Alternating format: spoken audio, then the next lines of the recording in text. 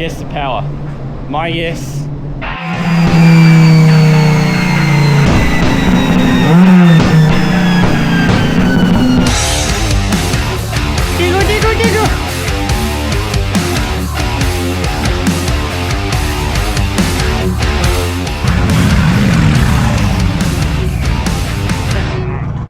G'day everyone.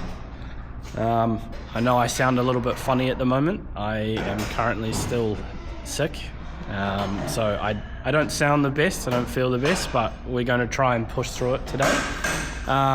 We have a little bit of a follow-up with the E30 that we keep getting asked for, a follow-up with the Focus, catch up with Tony, he's doing something quite interesting.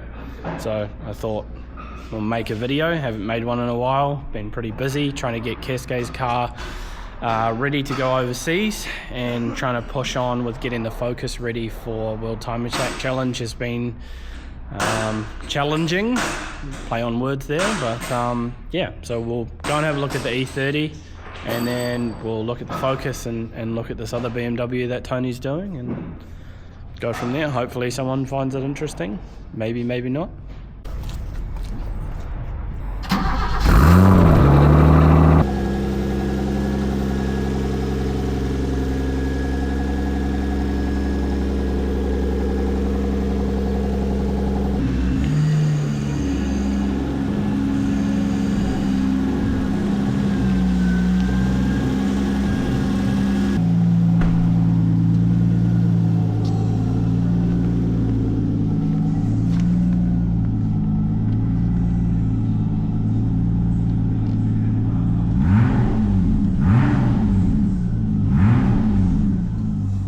There it is.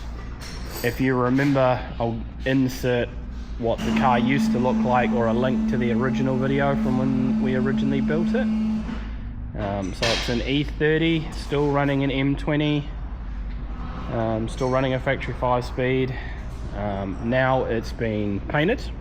It has a Rocket Bunny or Pandem wide body on it. It's in here for some more work to recertify it to get it back on the road or road legal. So we're still mucking around with the suspension and stuff like that. So it is running at the, like I said, the factory M20. All we did was refresh the cylinder head. It's about 260 wheel kilowatt. It has a custom turbo on it from Turbo Care, as we usually use. It has a custom turbo manifold, like a log style, just purely for space. It's quite tight in there, sort of like a Pro Mod style, mounted the turbo forward. The customer had specific instructions on how he wanted the car. He wanted it sort of old school, raw, metallic-y feeling. Car doesn't run a blow valve or anything like that. It's just straight turbo. It is a modified Holden radiator, which is what we used, with a spiral fan, all solid piping and stuff. The car's just recently come back from the panel beaters, so it's quite dirty. We made all the tanks and everything like that, so catch can over that side. We've got overflow windscreen washer fluid, still factory intake manifold, just modified. Wee little oil cooler hiding up under the grill, supplied by Phoenix, as well as a Phoenix intercooler, all hidden under the bumper. We've got Willwood calipers, can't even speak English, Willwood calipers, bigger discs, M factory rear diff. This is the little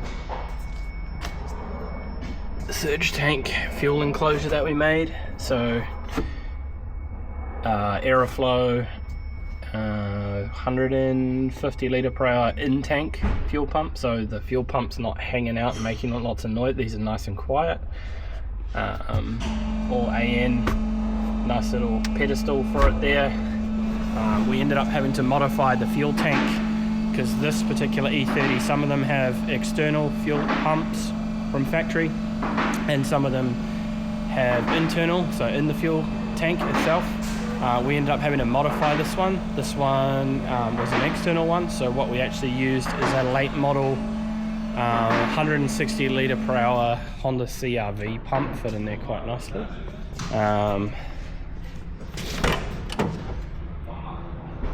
Again, just come back from the panel beaters, but customers had these seats done with a bit of, what's the word, Jerry? Tweed. Yeah, tweed. Tweed inserts, and Alcantara with red stitching. It's running a Haltech IC7 dash, and I'm not sure what brand shifter this is because we didn't fit that. That's been fitted after the fact, but nice direct kind of shifter. Rear seats are out, just had the seat belts done for them. We're gonna put in a half cage, and yeah, we just got to get it certified for the body kit really, but the livery is pretty cool, on brand with the customer's business, which is Prodigy Plumbing. It's quite a cool car. Don't really know what else. It's on coilovers. What did we end up putting in this? Is this R3? Yeah. Yeah, so Nexus R3. Yeah, it's been wide front to back in terms of motorsport stuff. Coils as well. It's had a coil rack instead of the old distributor. Custom made fuel rail, expert injectors. All the rest of it was really fab. Yeah, it's a pretty cool car. Very old school to drive. It feels like a car straight out of the early 90s, late 80s, which is exactly what the customer wanted. So yeah, we're just gonna finish getting the new cert done for the bodywork, and away she goes. I figured while we're on the theme of old Beamers, we'll have a look at this one first. Tony's doing some pretty cool stuff on it at the moment. He's getting his fab on. So at the moment, Tony's building some headers for it. This customer has done pretty much all this work himself. He's wired it himself. He's done such an amazing job. He's pretty handy with a 3D printer as well. So he sort of came up with an idea of a header that he would like. We're going to do a 6-to-1, try and get some sound out of this thing. So Tony's made everything from the merge collector down here, which you probably can't really see on camera, but there's a 6-to-1 merge collector there, and he's just putting in the octopus at the moment. He's done a really nice job, but don't tell him I said that. Look how frustrated he is. Hi.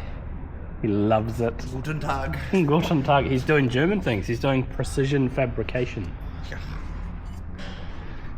I don't even want to know how long this is going to take you. That's what it is. Be running today, eh? Yeah, bro. Fucking sound gangster. So I'm really interested to see what this sounds like when it's done, but yeah, this customer has done a beautiful job, and like I said, they've done most of it themselves. Can't take any credit for any of this, except for these headers when they're done. Very interesting job. Cool customer, cool car. Don't really get to see many of these old 6 series anymore. It's cool that he's gone with the original engine as well. I think this one, what did he say the ECU is on this one? It's an EMU? Nah, some weird package thing together with the RTB RHD. There you go. I don't even know what ECU's in it, but it's he's done a really nice job. Really nice airbox for the ITBs, and it's he's 3D printed a whole bunch of parts for it as well, like even coil brackets, and just so tidy. Don't get to see stuff like this very often anymore. A beautiful car.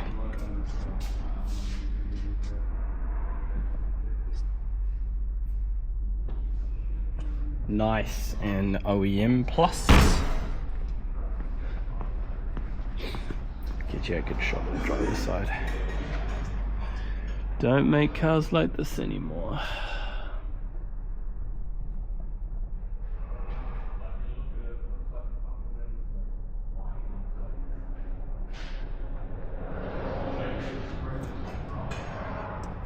What are we doing, you hermit? Just terminating the last few plugs in the back of this car for the PDM harness we've made. Got all the lights done now, so that's all good. Got the flex fuel sensor done, the surge tank setup done. Just terminating a couple of spare plugs here. We're just leaving in there in case we need to add anything down the track. Yeah, and then after that we're going to get the power steering pump here wired up and prime that up, check for any leaks through our many meters of AN line under the car, seeing as the pump is on the back of this car. Yeah, the idea for the pump to be mounted in the back, originally this car was supposed to be a Targa car, and also we ran out of room pretty quickly in the front, so we've taken the original, I don't know if it's Ford or Volvo or whatever it is, but the original European power steering pump has been relocated to the back, and then bulkheads have been put in the floor, and then like Kelly just said, it's got 50,000 meters of AN line that run underneath the car, like seriously, like but I don't think we've ever actually even shown the inside of the back of this car. So there's like a firewall on this side with the PDM mounted over here. We have a radium surge tank with two 400 litre per hour pumps, which Kelly has done a phenomenal job at wiring. It's all tidy and nice. Flex fuel sensor. Now we put these on the return. Some people reckon you can put them anywhere, but I've seen fuel actually coming out of a plug, so we like to run them at the least amount of pressure as possible. Twin billet filters into a Y block to a -10 feed to the front. We've got the power steering unit down here, and then the control unit up in the corner over here, and then the reservoir just here, which is the factory one out of the car. This does look really similar to an Astra pump or something like that, but it is can control. Well, sorry, we've added the can control. You can just join the wires together and have them running at full tit the whole time, but we want speed control from the ECU side, so the driver can and change the amount of resistance that it has. Car's just been wrapped by bold signage, PDM's in, shifters in. We've still got quite a bit of tidying up to do, carbon filler panels and stuff. You can see down there we've got aluminium lid so we can service the fuel tank that's in there, big circuit breaker down there for the, big fusible link down there for the steering, and PDM, if you can see it, mounted up there on the bead rolled firewall. Handmade guards all done here. Got that big bulge. We put in some carbon filler panels. Splitter's pretty much finished. Customer's got some Alcon brakes on the way. We've dammed up the front, all dammed into the intercooler. Oil coolers on that side, gearbox coolers there. It's the air intake at the front here. You can kind of see we actually have it running now, so I'll insert that clip. Heat shielding's getting done, which we're probably going to need to do more of. R35 GDR coils are in. Tricky arse breather tanks in there, which goes into a couple of filters inside here, so it doesn't permeate inside the engine bay. All the power harness is all hidden on that side. The loom actually comes from behind this heat shield here, actually sneaks around the back of the car, so the whole wiring loom, if you actually look, is all hidden, but it's snuck and hidden around and under here and comes around that side. The way that we've also had to do the fuel system on this is a little bit different because the wastegate is right here, so that is the wastegate, and then obviously turbo and downpipe wraps around, and then they merge together over here. So because everything's quite hot and everything over there, custom made rail, and then we've done a pass-through style. So we're running twin -10 feeds, one through the side of the rail here, one through here with a fuel pressure sensor right on the rail. and then we're passing through the reg, and then it bleeds off the bottom of the reg, just really for space, because we don't have any. Alternator's been moved and dropped right down low. Big drive-by-wire Bosch throttle body, custom made, well, Mishimoto core, but custom made tanks. Yeah, it's all kind of come together quite quickly at the end there, but we've got a lot of finishing to do. We've got some carbon panels and things we need to make, and wheels are on, which look quite cool. We're so close but so far away. That last 10% of a job is always the hardest. The wing, I'm still going to make a couple of supports there, but it is hinged, so it folds back, which is a APR. So you can service the back there. The wing just folds back, and it's got like a hinge mechanism down here. Lots to do. It looks like it's finished, but it's not finished. End of the day, I haven't actually added anything to an episode that we were shooting ages ago now. I've just been too busy. But anyway, no, not making excuses. I'll just show you what I'm up to instead, eh? We're a bit low staff, so we got this BFMR, just setting up a new turbo system for it because the old turbo failed. So we got new turbo from the Turbo Care. I've just made all this. Oh, I'll come down here. I've just made this mount up. It's just all raw at the moment with an aftermarket actuator,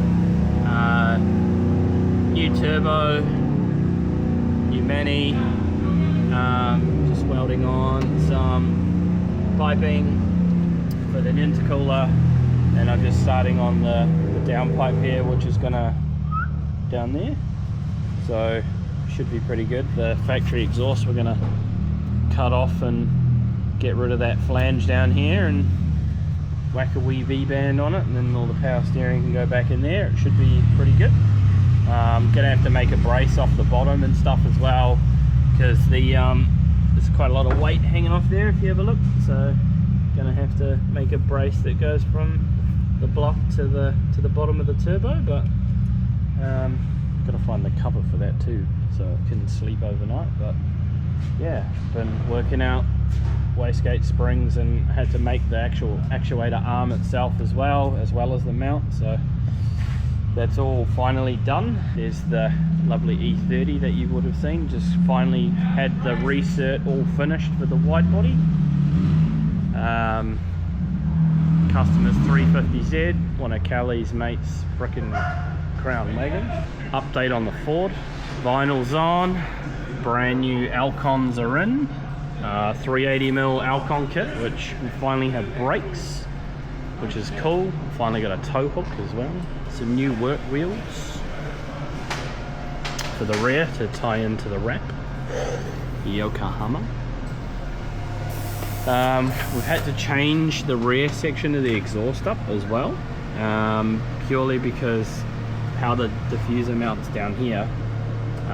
We needed to get this as high as possible, so to sort of give us the flat floor, well, semi-flat floor that we require. So we've got the bumper off at the moment. Kelly's just making up some mounts for this guy to hold the back of the diffuser up. That's what our little crash bar scenario with our wing mount, English wing mount looks like.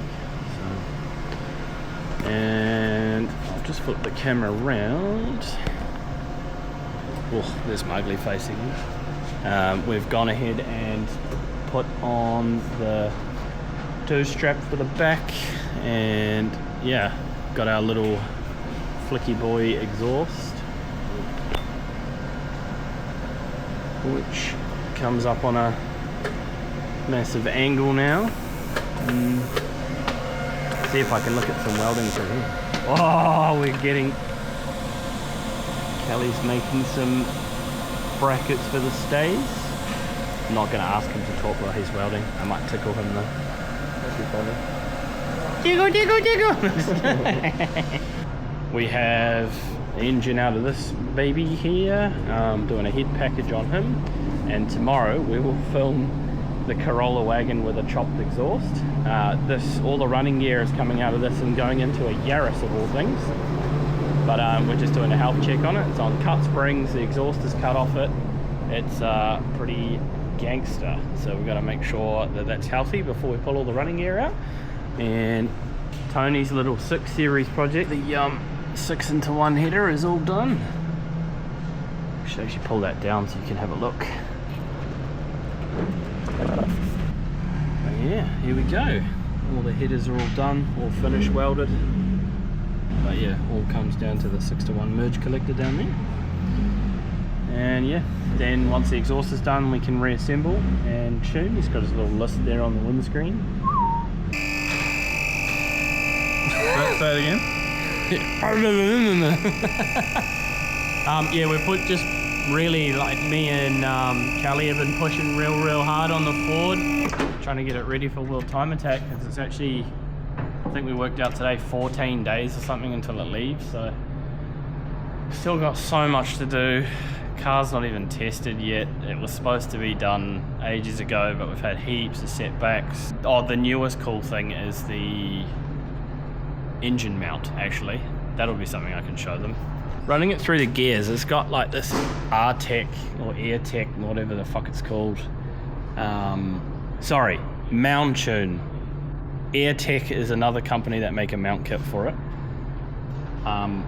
But it has a Mount Tune mount kit or something like that. It has like a billet mount, just like a Honda, like FK8 and stuff, like a dog bone mount. Running through the sequential, it ripped the mount straight out of the gearbox, this one here. It pulled it straight out. So I've made a new one of those with a new steel insert that's not rubber, it's Nolafane. But the engine mount, so the mount that goes up here, the mount has this little cage which goes to the top, which is what we've mounted our water tank to. But it's got like a hardened hydraulic mount, so it's full of oil and it's supposed to slow the movement of the engine down. This thing pulling through the gears has actually pulled the mount out. I've got some stuff on the way, but they're also just like hardened rubber. So I kind of got to come up with a plan. We thought about getting it injection molded with some plastic. We've thought about wedging it. I'm not too sure exactly on how we're going to solve that issue, but we have to figure it out. We've got no option. What were you making? They're little mounts, eh? Yeah, just little steel mounts to mount this to the diffuser. It's good. Better than having nothing there. Yeah. Yeah, you don't want this to rip off on the racetrack. That wouldn't be fun. At least this time attack, there shouldn't be anyone behind him. Yeah. Yeah, we actually did something a little bit tricky now that Kelly's there as well. Kelly and I sort of came up with the idea that we're actually going to cut the diffuser out around the suspension. Kind of fits quite tricky, and then these have actually just been cut. We've got to trim them up and get them sort of fitting right, but we kind of get the idea. Somewhere like that. We just got to get them fitting sort of a bit nicer up here. See that little air gap? Got to kind of fix that, but we got fins. Tomorrow I'm going to film us running up that sweet Corolla with no exhaust. Oh yeah, 100 kilowatt. What does a 2ZZ station wagon with cut springs and no exhaust make? Comment below. If someone gets it right, I'll send them a t-shirt. I don't reckon it's going to crack over much over 100. It didn't look too healthy. A lot of Ks, but we'll see. We've already compression tested it and everything like that, so we know if that's all good. But that's what was in the boot. So that gives you an indication of how much this wagon was loved. Guess the power.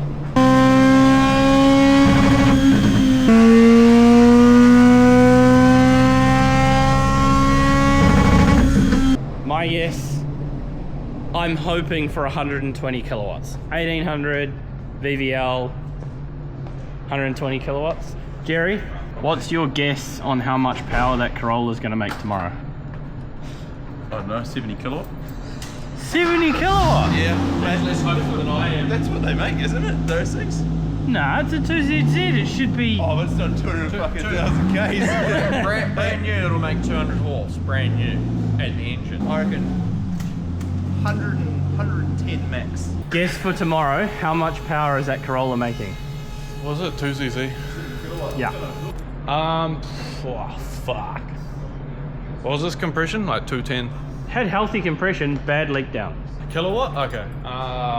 Maybe 120 max, and then it'll probably drop off. Matthias. 104.456 kilowatt. Oh, look at this sick gem. Yeah, I reckon 120.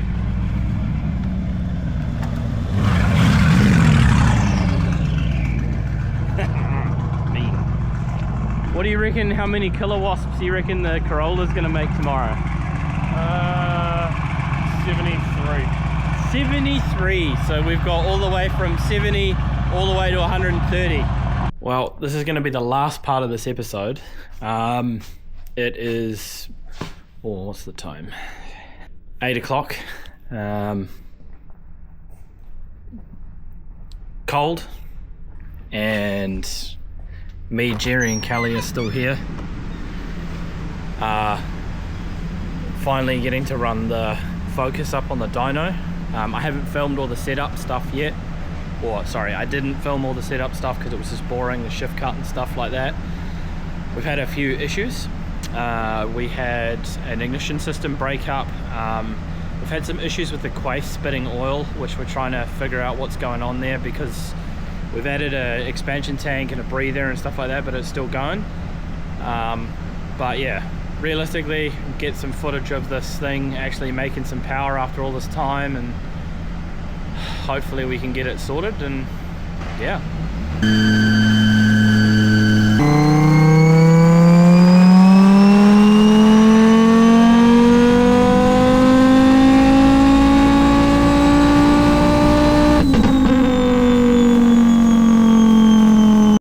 Oh, take two.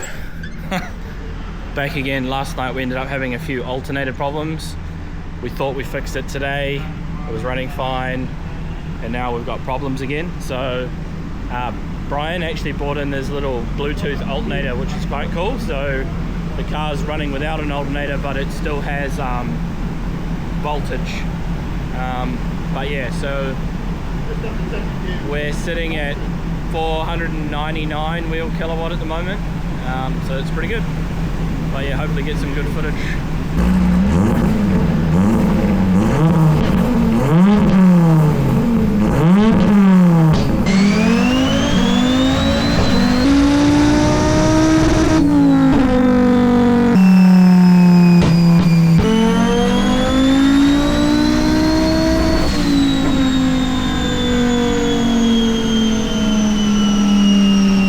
This car has been a massive project.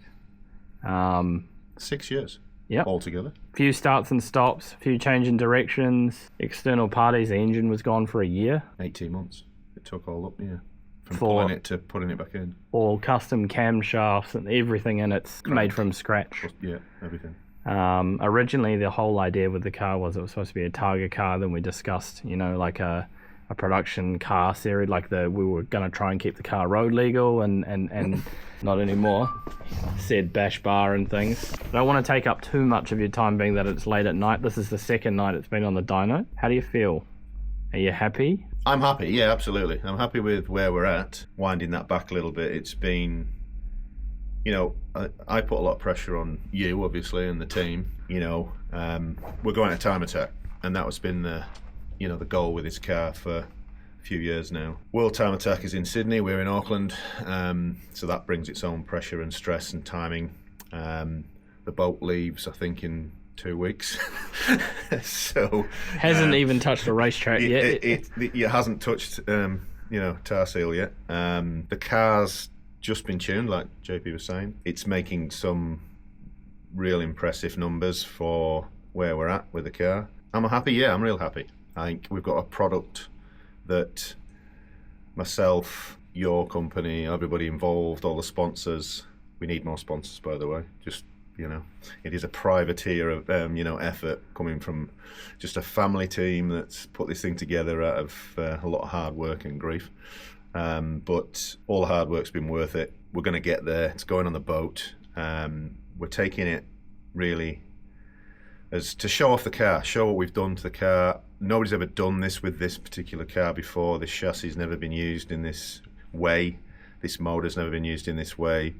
It's still a 5-cylinder. You know, it's, as JP will tell you, it's got 16 different varieties of brand in it now. You know, there's a little bit of Ford left in it. Yep. For the Ford purists, there's a Ford sticker on it, as you can see. But, This part here being the A pillar, the B pillar and C pillar, and the rear hatch and the bonnet, that's all Ford. yes, it is. That's Ford. Yeah, that's Ford. Everything else is bits of Honda-y, Toyota-y, Japanese-y, whatever fits really and what works, right? So there's Nissan in this car, there's Honda in this car, there's Toyota in this car.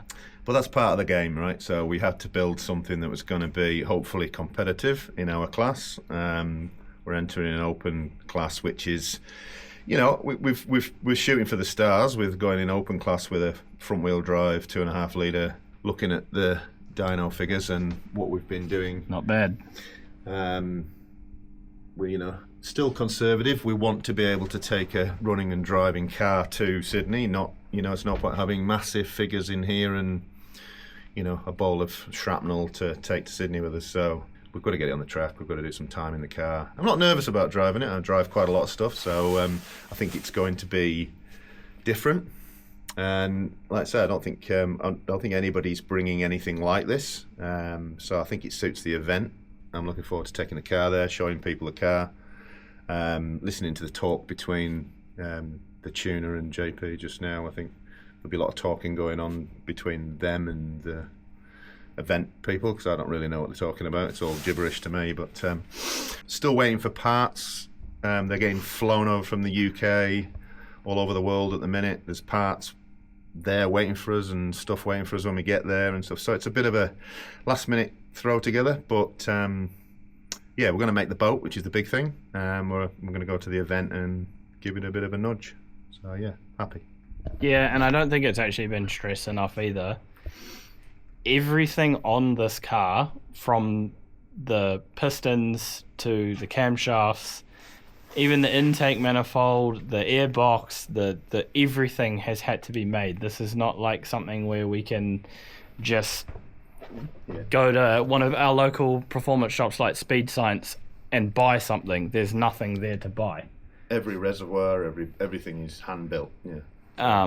Yeah, and it's one of those things where it just takes time. And like the brakes, for instance, you know, I mean, it's like we're just trying to get brake package to work under, you know, our package. We're running, you know, 11-inch front rims, and you know, it just trying to make everything works just takes time, right? It just takes time. Yeah, and there's lots of thought goes into everything, and as I said just before too, like the cooling package is working great. The coolers are working great. The air box and everything that's been made is great. All the manifold and everything we did for the turbo is great, but you know, we're still having a bit of issues with the alternator, and we're still having, like, you know, we've got only a limited amount of time to get that sorted before the car leaves. Yeah, and it's a race car, right? So that's right. It's never finished, and it's definitely can't be put back to factory anymore. You know, she's well past that point, but it's I'll let David have a moment with his finished baby now that it runs and it drives and it spits fire and stuff. But it spits fire. Yeah, you have to see the video. There's I nearly lost my eyebrows earlier, stood behind it. So yeah, it's quite scary. Quite scary, yeah. I really hope you're happy, mate, and thanks for trusting us to build your car. Brilliant. Thanks, buddy. All right.